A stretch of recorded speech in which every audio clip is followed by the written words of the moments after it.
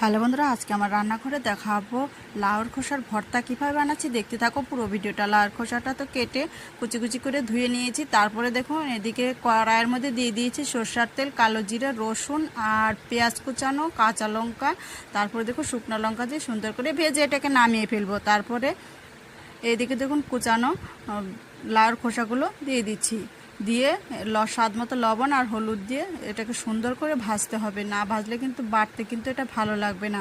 তো দেখুন এইভাবে ভেজে আমি নামিয়ে ফেলবো। এখন এটাকে পাটায় বেটে নিব।